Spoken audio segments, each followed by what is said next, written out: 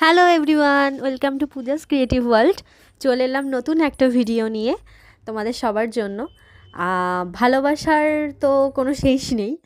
তো সামনেই আমাদের আসছে ভালোবাসার সব দিনগুলো, যেরকম ভ্যালেন্টাইন্স ডে, বাঙালির ভ্যালেন্টাইন্স, আই মিন সরস্বতী পুজো। তো সামনে যেহেতু এই ভালোবাসার দিনগুলো আসছে, তো সবাই সবার স্পেশাল মানুষদের জন্য তো নিশ্চয়ই কিছু না কিছু করবে। তো তাই জন্যই আমরা যদি স্পেশাল কিছু করতে পারি তো তাদেরও খুব ভালো লাগবে। আর হ্যান্ডমেড তৈরি কোনো জিনিস দিলে তো আরও বেশি স্পেশাল ফিল হয়। আর বাইরে থেকে গোলাপ ফুল কিনে দেওয়ার চেয়ে নিজে হাতে বানিয়ে দেওয়ার আলাদাই একটা নিজেদের ভালো লাগা থাকে সেখানে। আর সব ভালো লাগার শুরুটা সেই একটিমাত্র লাল গোলাপ ফুল দিয়েই হয়।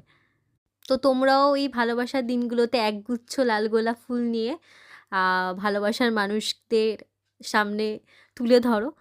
তো নিশ্চয়ই দেখবে তারাও অনেক বেশি ভালো লাগা ফিল করছে তোমাদের ক্ষেত্রে।